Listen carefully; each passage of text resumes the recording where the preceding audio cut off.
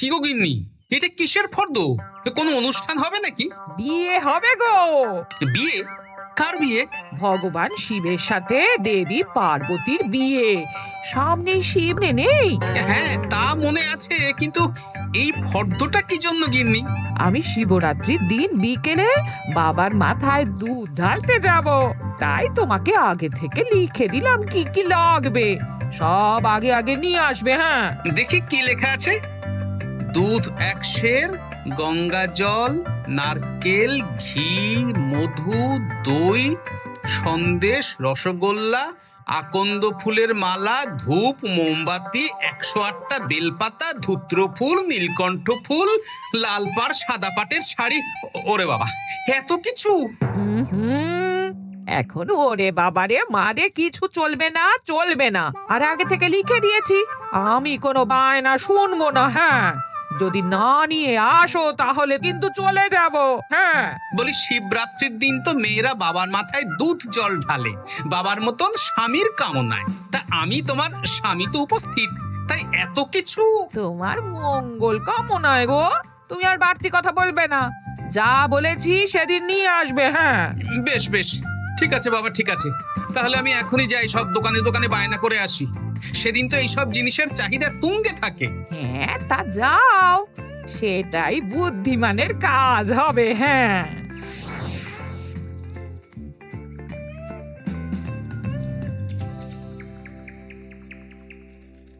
আরে এই তো পুটির বাবা, সকালে রাজসভায় গিয়েছিলে কিন্তু তেমন কোনো কথা হলো না। হ্যাঁ গোপাল দাদা, এখন কি যে করি। ঠিক আছে ঠিক আছে, আমি দেখছি কি ব্যবস্থা করা যায়, বুঝলে। ঠিক আছে গোপাল দাদা, একটু দেখো, বুঝতেই তো পারছো অভাবের সংসার। হ্যাঁ হ্যাঁ, কোনো চিন্তা করো না।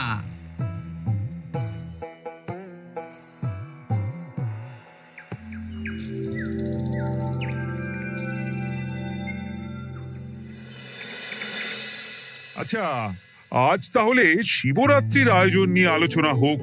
মহারাজ, এসব নিয়ে আপনি চিন্তা করবেন কেন?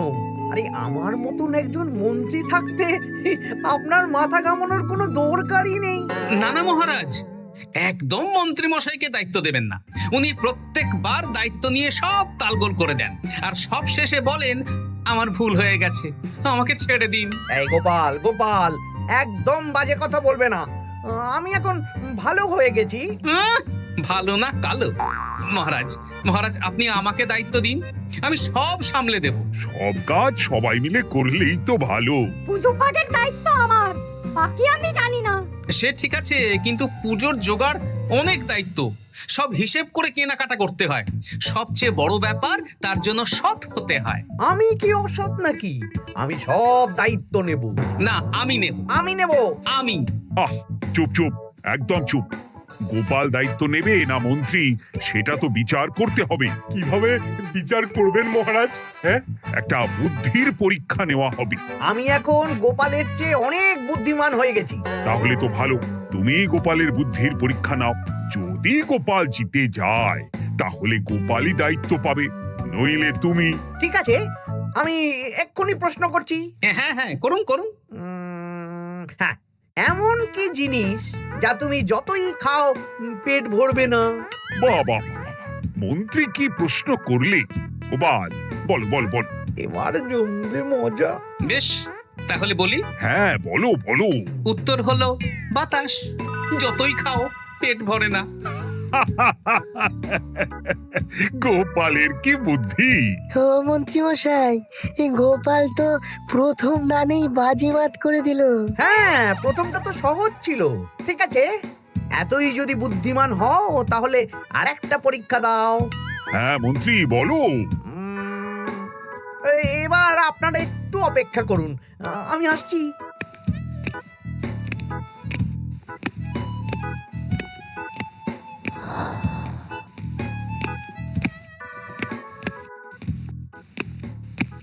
এই তো মন্ত্রী এসে গেছে, আবার হাতে একটা খাঁচা। এই নাও গোপাল, এই খাঁচায় একটি অদৃশ্য মুরগি আছে। তুমি যদি বুদ্ধিমান হও তবে এর মাংস রান্না করে আজ নৈশভোজে মহারাজকে খাওয়াতে হবে। যদি না পারো দায়িত্বের দও পাবে না। বেশ, তাহলে দিন, আমি রাতেই আসছি, রান্না করে নিয়ে আসছি। আপনারাও সবাই হাজির থাকবেন কিন্তু।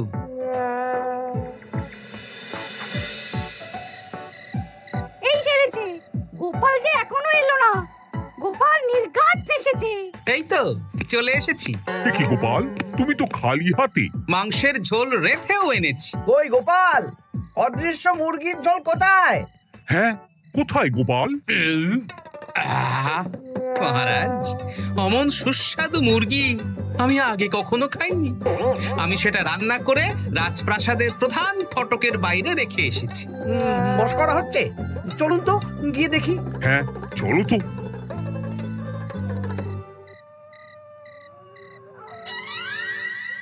এ কি, এখানে তো কিছুই নেই। আমি তো দেখতে পাচ্ছি না। কই, আমরা তো কেউ কিছু দেখতেই পাচ্ছি না। কোথায় কোথায় মাংসের ঝোল? আরে মন্ত্রী মশাই, অদৃশ্য মুরগি রান্না করলে ঝোলটাও তো অদৃশ্যই হবে। আপনি দেখতে পাচ্ছেন না, মানে আপনার মনে পাপ আছে, নইলে আপনার চোখের সমস্যা। মহারাজ তো ঠিকই দেখতে পাচ্ছেন, তাই না মহারাজ? এই রে, গোপাল তো মোক্ষম জবাব দিয়েছে। হ্যাঁ হ্যাঁ, চমৎকার ঘ্রাণ বেরোচ্ছে। মন্ত্রী, তুমি দেখতে পাচ্ছ না কেন? ইয়ে না, মানে ঠিক আছে ঠিক আছে, পাচ্ছি, দেখতে পাচ্ছি। একটু ঝাপসা লাগছে, মনে হয় চোখ দেখাতে হবে। তার মানে গোপাল তো মন্ত্রী মশাইকে পর দুবার হারালো। আর একটা সুযোগ দিন মহারাজ, শেষ সুযোগ। বেশ, দিলাম। গোপালের কিন্তু বিশাল বুদ্ধি। মন্ত্রী, দেখো তো তুমি পারো কিনা, আর এটাই শেষ সুযোগ। মহারাজ, গোপাল যদি এতই বুদ্ধিমান হয়, তবে ও কি বলতে পারবে কাল ভোরে আমার মনে প্রথম কোন চিন্তাটা আসবে? এটা তো খুবই সহজ কথা। কাল ভোরে আপনার মনে প্রথম চিন্তা আসবে মহারাজ যেন দীর্ঘজীবী হন এবং রাজ্যের উন্নতি হোক। কি সেরেছে, এবার তো মহা ফাপড়ে পড়লাম। আমি যদি বলি না, এটা আমার চিন্তা ছিল না, তবে মহারাজের কাছে গর্দান যাবে। আর যদি বলি হ্যাঁ, তবে গোপালের বুদ্ধির কাছে আমাকে হার মানতে হবে। কি মন্ত্রী, বলো। হ্যাঁ, ঠিক বলেছ গোপাল, এটাই আমার চিন্তা ছিল। সাবাস গোপাল, সাবাস, কি তীক্ষ্ণ বুদ্ধি। তাহলে এই বুদ্ধির পরীক্ষায় বিজয়ী হলো গোপাল। জয় গোপালের জয়। তাহলে শিবরাত্রির পুজোর আয়োজনের দায়িত্ব এবার গোপালের। আমার আর কোনো চিন্তা রইল না। মহারাজ, গোপাল তো সব দায়িত্বই পেল, আমাকেও কিছু একটা দায়িত্ব দিন। আমিও একটা ঈশ্বরের সেবা করার সুযোগ চাই। আহ, তুমি তো হেরে গেলে। তাতে কি, ভালো কাজ করতে চাইছি, একটু সুযোগ দিন মহারাজ। বেশ, তাহলে তুমি গ্রামবাসীদের ভোগ প্রসাদ খাওয়ানোর দায়িত্বটা নাও। ধন্যবাদ মহারাজ। হ্যাঁ মন্ত্রী, মিলেমিশে কাজ করো, কিন্তু ঝামেলা করো না। না না, আমি সুষ্ঠুভাবে পালন করব। ঠিক আছে মন্ত্রী মশাই, তাহলে ওইটুকুই করুক, কিন্তু আমার কাজে কোনো বাধা দিতে আসবেন না। না না না, তোমার কাজে কোনো বাধা আসবে না। আমি ভোগ প্রসাদ বিতরণ, খাওয়া দাওয়া, এই সব ব্যাপারটা দেখব।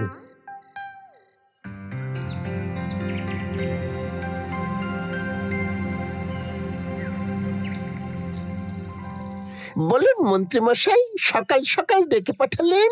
শোন বটা ঘটা, এবারে শিবরাত্রি উপলক্ষে যে ভোগ প্রসাদ জনগণের উদ্দেশ্যে বিতরণ হবে, তার পুরো দায়িত্বই আমার। তাতে কি, মহারাজ আয়োজন করেন আর সব রাজ্যবাসী বিনামূল্যে খেয়ে যান। সেই প্রথা এতদিন চালু ছিল, কিন্তু এবার একটু অন্যরকম হবে। কিরকম কিরকম? তোরা দুজন আমার নাম করে সব গরিব প্রজাদের কাছ থেকে ভোগ খাওয়ার জন্য চাঁদা তুলবি। শিব পুজোর চাঁদা? হ্যাঁ দাদা, না মানে ঘটা, খুব সামান্য। বাড়ি আর দোকানগুলোয় যাবি আর মাথা পিছু 1 আনা করে তুলবি, কেমন? বেশ, তারপর বলবি ঢালাও খাওয়ানো হবে, ইলাহি আয়োজন। আচ্ছা ঠিক আছে। তবে ভুল করেও কোনো রাজসভাসদদের বাড়ি থেকে বা মান্যিগণ্যি লোকের বাড়ি থেকে এই চাঁদা তুলিস না যেন। না না, বুঝতে পেরেছি, তুলবো না। বলবি সারা রাত পুজো হবে, পরের দিন সকালে হবে প্রসাদ বিতরণ। কেমন?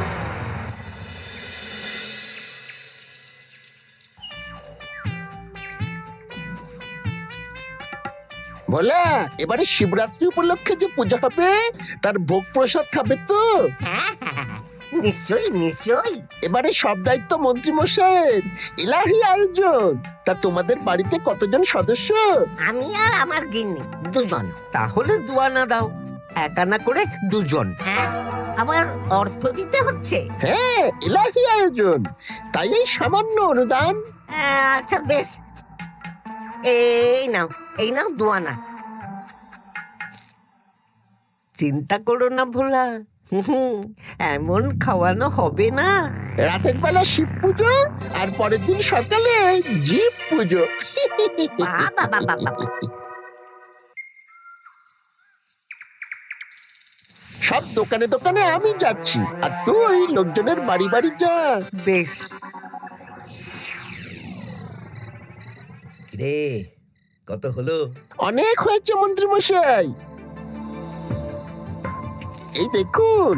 বাবা বাবা বাবা, এক আনা করে নিয়েই তো থলে ভরে গেছে। হ্যাঁ, এবার হবে মাছের তেলে মাছ ভাজা। মহারাজও ভোগের আয়োজনের জন্য আজকে মোহর দিয়ে দিয়েছেন। তার মানে তো আপনার মুনাফাই মুনাফা, লাভই লাভ। আমাদেরকেও কিছু দিন। দেব দেব, এখনো কাজ বাকি আছে।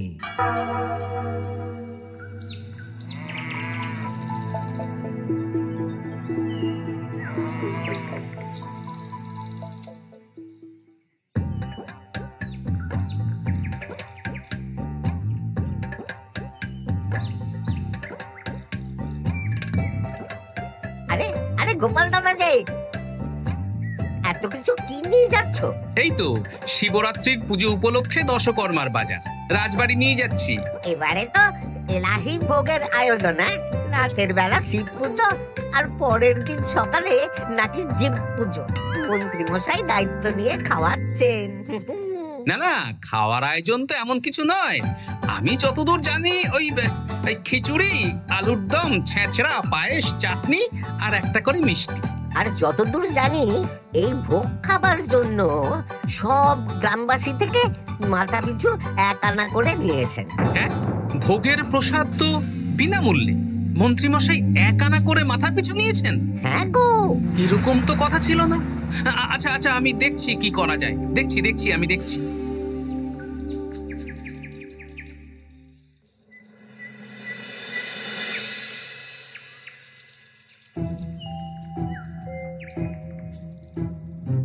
ভায়া, বলছি তোমার কাছে মন্ত্রীমশাই এসেছিলেন? হ্যাঁ, চালের বায়না করে গেলেন। তা কি চালের বায়না করলেন? খুবই সাধারণ চাল। আমার দোকানে সবচেয়ে কম দামি চাল বলতে পারো। সে চাল তো আমি পুজোর দিন পাঠিয়ে দেব বলেছি। আচ্ছা, কেনাকাটার রসিদপত্র? না না, সেসব হয়নি, শেষে দেব। শোনো, মহারাজের আদেশ, মন্ত্রীমশাই যে চাল বলেছেন তার থেকে 5 গুণ উৎকৃষ্ট মানের চাল দেওয়া চাই। যে চাল রাজা বাদশারাও খুব কম খান, সবচেয়ে দামি চাল। আচ্ছা, আর ডাল? ওটাও 1 নম্বর মানের সোনামুখ দেবে। বেশ। মন্ত্রীমশাই যা যা বায়না দিয়েছেন পরিমাণ এক থাকবে, শুধু জিনিসপত্রের মান বাড়বে। ঠিক আছে? আচ্ছা, ঠিক আছে। আর একথা মন্ত্রীমশাইকে জানানোর দরকার নেই। শুধু মোহরটা ওনার কাছ থেকে আদায় করে নিন। যেদিন খাওয়ানো হবে সেদিন বিকেলে যাবে, মানে শিবরাত্রির পরের দিন বিকেল। বেশ।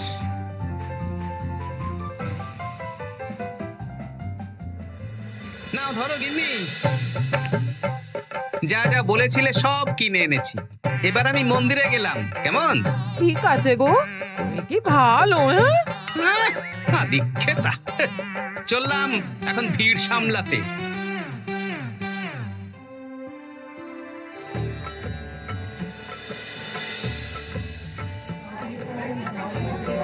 একটু সারিবদ্ধভাবে দাঁড়ান, আপনারও সুযোগ আসবে।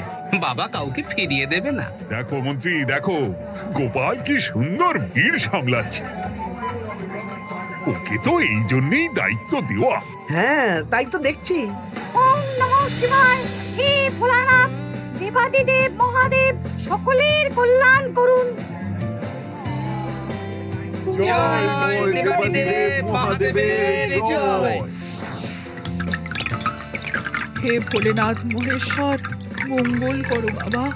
জয় বাবা ভোলাদেব মহেশ্বরের জয়। তা তোমার শরীর এখন কেমন? এই তো বেশ ভালো আছি। সবই তোমার জন্য। তুমি না সাহায্য করলে ওই ওষুধ আমার পেটেই পড়তো না। না না, আমি তো নিমিত্ত মাত্র, সবই মহাদেবের ইচ্ছে। জয় বাবা মহাদেবের জয়। চলি গো। কাল ভোগ খেতে তাড়াতাড়ি চলে এসো।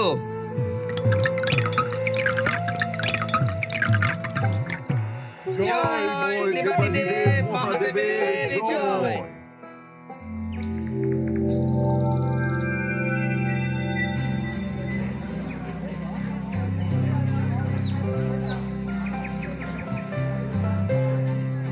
সত্যি মন্ত্রী মশাইয়ের ভোগের প্রসাদ পেয়ে মনটা ভরে গেল। কি সুন্দর রান্না, আর খাবারের গুণমান কি ভালো। তার উপর রসগোল্লা কত বড় বড়। এত বড় রসগোল্লা খাওয়া তো দূর, বাবার জন্মে চোখেও দেখিনি।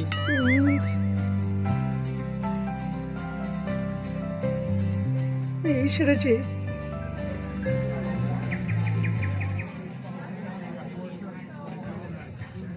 এই যে পাচক ঠাকুর, শোনো। বলুন মন্ত্রী মশাই, আজ আমি খুব খুশি। কেন? আপনি মহান। কেন? মানে আপনি যে চাল পাঠিয়েছেন সে চালে রান্না করা আমার স্বপ্ন ছিল। কি গন্ধ, কি গুণমান, রাজা বাদশাদের চাল বলে কথা। আমি তো খুব সাধারণ মানের চাল দিতে বলেছিলাম, 30 আনা সের মূল্যের চাল। কেন, নবাব বাদশাদের ঘরে এই চালটা থাকে। তাই? কোথা থেকে এলো? কেন, চালের দোকান থেকে এসেছে। মিষ্টিও দারুণ, রসগোল্লা তো নয়, যেন যেন একেবারে বড় বড় রাজভোগ। কি আকার, কি গুণমান, কি স্বাদ। আহা, দেখুন দেখুন দেখুন। বাবা, ভোলা এত বড় রসগোল্লা দিয়েছে। ঠিক আছে, যা হচ্ছে হতে দে। আমি তো চিন্তায় পড়ে গেছি।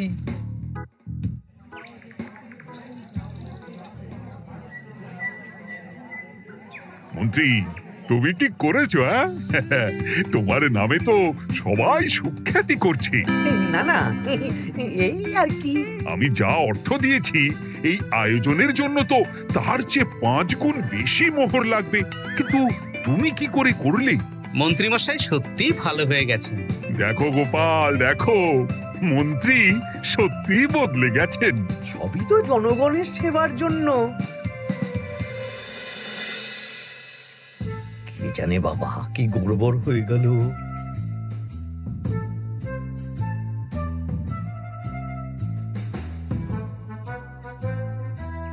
মন্ত্রী মশাই, বকেয়া পাওনা নিতে এলাম। আপনার মোট হয়েছে চালের 350 মোহর, মুগ ডালের 250 মোহর, আর মশলাপাতি 100 মোহর। হ্যাঁ, বলো কি? মন্ত্রী মশাই, ওই আপনার মোট বকেয়া 300 মোহর। আর আমার এই 150 মোহর। হ্যাঁ, চলুন মহারাজ, একটু মন্ত্রীমশাইয়ের বাড়ির দিকে ঢু মেরে আসি। চল। চলুন, ওনাকে গিয়ে ধন্যবাদ জানিয়ে আসি। এই না না না, আরে আরে আমি কি করে দেব? আমি কি চন্দ্রমুখী আলু দিতে বলেছিলাম? আমি কি করে দেব? না না, ও আপনাকে দিতেই হবে। হ্যাঁ, কি বলছো মন্ত্রী? তুমি এত ভালো কাজ করেছো, এত বড় মুখ করে সকালে বললে যে সবই জনগণের সেবার জন্য। আরে আমি কিভাবে জানবো যে এত খরচ হয়ে যাবে? কেন মন্ত্রীমশাই, আপনি তো গ্রামবাসীদের থেকে অর্থ নিয়েছেন, মাথা পিছু 1 আনা করে। হ্যাঁ, মানে এই সব তো কথা ছিল না। এই সেরেছে, গোপাল কি করে জেনে গেল? এসব কথা কি আর চাপা থাকে? আর সেই জন্যই তো আপনি ভালো মানের খাবার খাইয়েছেন। সত্যি তো, যে মানের খাবার খাওয়ানো হয়েছে তা কৃষ্ণনগর কেন, আশেপাশের কয়েকটা নগরের লোকও এই জিনিস চোখে দেখেনি, আর তাই তুমি অর্থ আদায় করেছো। না মানে, আমি বুঝতে পারছি না, আমার অনুমতি ছাড়া এগুলো হলো কি করে? মন্ত্রী মশাই, বকেয়া পাওনা দিন, নইলে খারাপ হয়ে যাবে বলে দিচ্ছি। হয়ে গেল, আমি ভিখারি হয়ে গেলাম। অগিন্নি, মোহরের থলেগুলো নিয়ে এসো, গয়নাগাটি নিয়ে এসো। আমাকে পথে বসিয়ে দিল। কে কে আমার এত বড় সর্বনাশ করলো? আমি মন্ত্রী মশাই, আমি। আপনি যখন চাঁদা তুলে ভালো খাওয়াতে চাইছেন, তাই সবচেয়ে ভালো খাওয়ানোর ব্যবস্থা করে দিলাম, তাও আবার আপনার ঘাড় ভেঙে। আমার সর্বনাশ হয়ে গেল।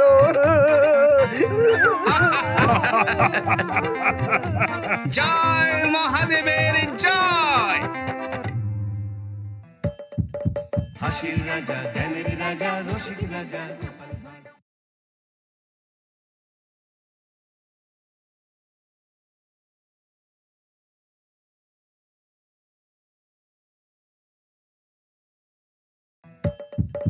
হাসির রাজা, জ্ঞানের রাজা, রসিক রাজা।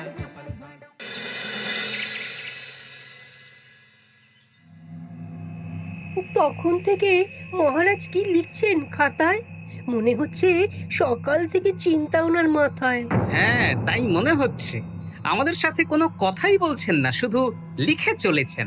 একজন মানুষ মনোযোগ দিয়ে কাজ করছেন আর তোমরা ক্রমাগত বকে চলেছো। না, আসলে মহারাজ কি কারণে চিন্তিত সেটা জানতে না পারলে আমাদেরও চিন্তা হয় বই কি। অর্থ বুঝলে, অর্থ।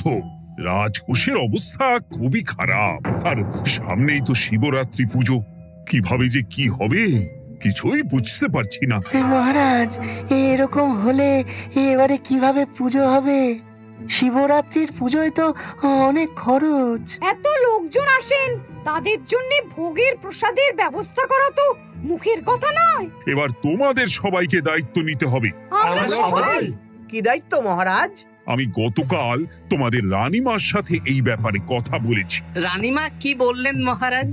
দেখো, তোমরা সব সভাসদেরা যদি মুক্ত হস্তে দান করো,